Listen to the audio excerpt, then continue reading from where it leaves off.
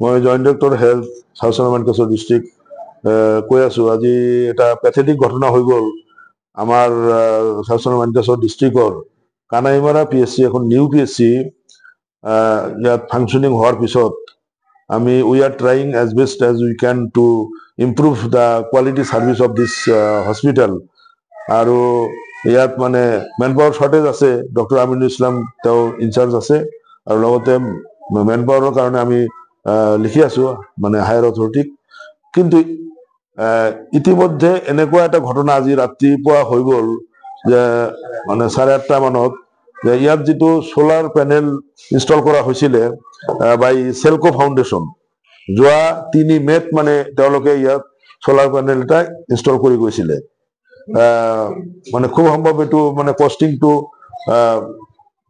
15 লাখৰ মানে ওচৰা ওচৰি হ'ব।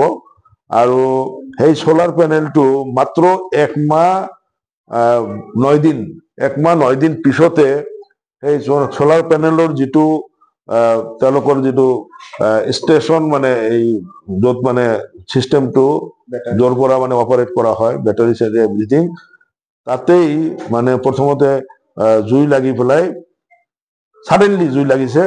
আৰু জুই লগাৰ পিছত entire system of the wiring of the মানে PSC গোটেই লগে লগে মানে জুই লাগি পেলাই ধোঁৱাৰে সম্পূৰ্ণ হস্পিটেল পৰিপূৰ্ণ হৈ গ'ল। সেইটো সময়ত আমাৰ ডক্টৰ আৰু চিষ্টাৰ ৱাজ মানে busy in a delivery case, আৰু ডেলিভাৰীটো হৈ গ'ল কোনোমতে। ডেলিভাৰী পেচেণ্টটোক আৰু বাচ্চাটোক মানে ছেফ জেগাত শ্বিফ্ট কৰা হৈছে। কিন্তু এই ঘটনাৰ পিছত যিটো তেওঁলোকে ইনচাৰ্জে আহি পেলাই মানে ইনচাৰ্জে লগে লগে ফায়াৰ ব্ৰিগেড ষ্টেচনক জনালে। তেওঁলোকে প্ৰম্পট ৰেছপন্স কৰিছে। অহাৰ পিছত তেওঁলোকৰ দ্বাৰা মানে অগ্নিকাণ্ড যিটো আৰু বেছি হয়তো ক্ষতি কৰিলেহেঁতেন, গোটেই হস্পিটেল ভস্মীভূত হ'ব পাৰিলেহেঁতেন, তেওঁলোকে এই বস্তুটো মানে ছেভ কৰিব পাৰিছে।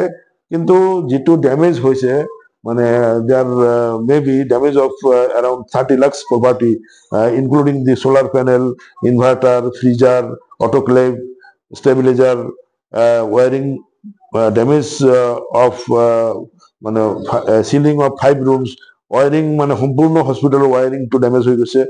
গতিকে what is the exact reason of this fire incident occurred from the solar system, এই কথাটো এতিয়া ইনকুৱাৰী কৰিলেহে, কাৰণ যিহেতু আমি এইটো বিষয়ত এক্সপাৰ্ট নহয়, গতিকে এক্সপাৰ্ট মানে ইনকুৱাৰীৰ পিছতে গম পোৱা যাব বা what is the drawbacks, what is the মানে main reason of this fire incidents. ওয়াৰিংটো মানে ওয়াৰিংটো PWD বিল্ডিঙৰ PWD ইলেক্ট্ৰিকেলৰ লগত মানে কোঅপাৰেশ্যন কৰি পেলাই ওয়াৰিং কৰা হৈছিল গোটেই হস্পিটেলটোত। কিন্তু চেলকো ফাউণ্ডেশ্যনে ইনষ্টেড অফ ইলেক্ট্ৰিচিটি কানেকশ্যন মানে ৰিপ্লেচমেণ্ট হিচাপে, কেতিয়াবা কাৰেণ্ট নাথাকিলে যাতে সোলাৰত চলিব পাৰে, সেই হিচাপে তেওঁলোকে সোলাৰ পেনেলটো ইনষ্টল কৰিছিলে।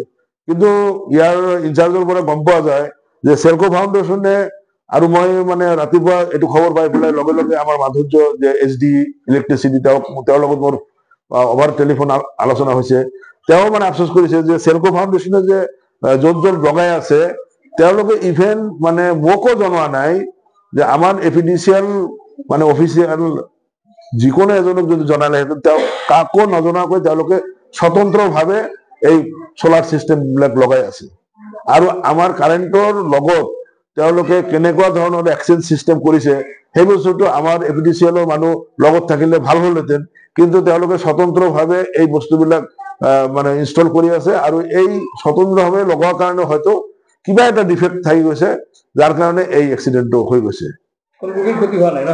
কোনো ৰোগীৰ তেনেকুৱা ক্ষতি হোৱা নাই। এই ডেলিভাৰী পেচেণ্ট আৰু বাচ্চাটোৰ ক্ষতি হোৱাৰ সম্ভাৱনা আছিলে, কিন্তু আমাৰ নাৰ্ছ আৰু ডাক্তৰে মানে কৰ্মৰত ডাক্তৰে ইমাৰ্জেঞ্চি এক্সিট দি পেলাই